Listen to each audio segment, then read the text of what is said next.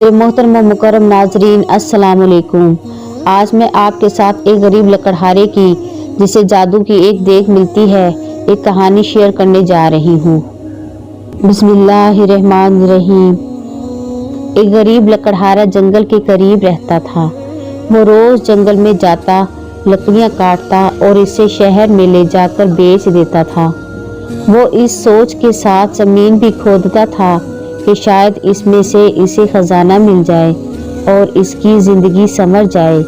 इसी उम्मीद के साथ वो रोज़ाना अपने साथ जंगल में बलीचा और कुल्हाड़ी भी लेकर जाता था। एक दिन खजाने की तलाश में ज़मीन खोदने लगा। अचानक इसे एक बहुत बड़ी देग नज़र आई। वो इस देग को देखकर बहुत खुश हुआ और दिल ही दिल में सोचने लगा, लगता है कि इस देग के अंदर कोई खजाना छुपा हुआ है। जब भी तो इसे किसी ने जंगल में दरख्त के पास जमीन खोदकर दबाया हुआ है। वो खुशी खुशी देग की तरफ बढ़ा ताकि इसके अंदर हाथ डालकर खजाने को देख सके। इसने जब देग में हाथ डाला तो इसे पता चला कि देग अंदर से बिल्कुल खाली थी। इसने गुस्से में देग उठाकर दरख्त के पीछे रख दी।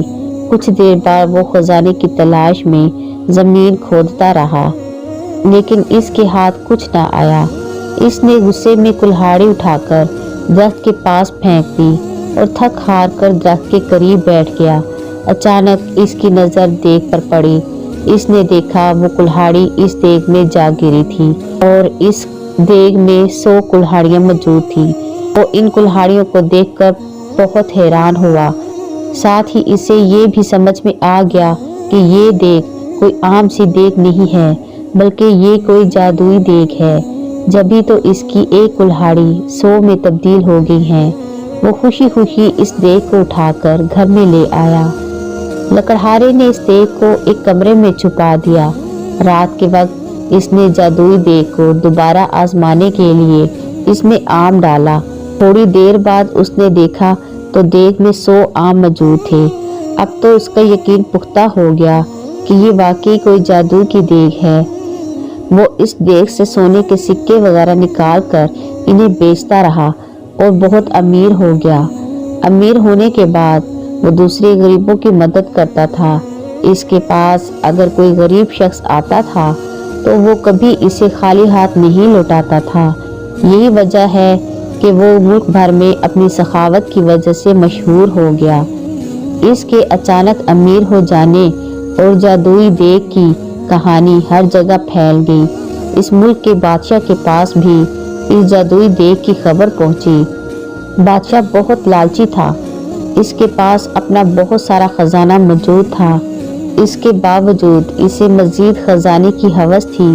इसने सोचा कि ये देग अगर इसे मिल जाए तो इसके खजाने में मजीद इजाफा हो जाएगा।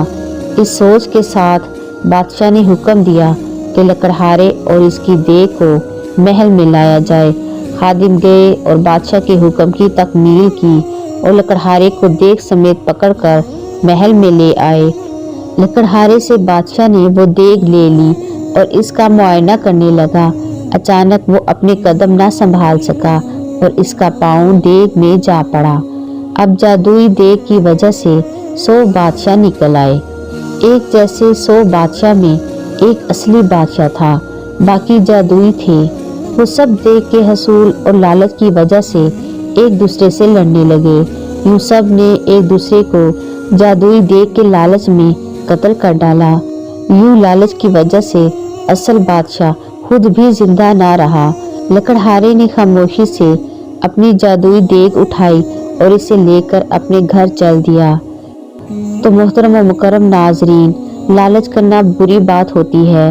अगर किसी के पास आपसे ज़्यादा अच्छी चीज़ मौजूद है तो आप इससे हसद ना करें, बल्कि जो कुछ आपके पास मौजूद है इस पर शुक्र अदा करें।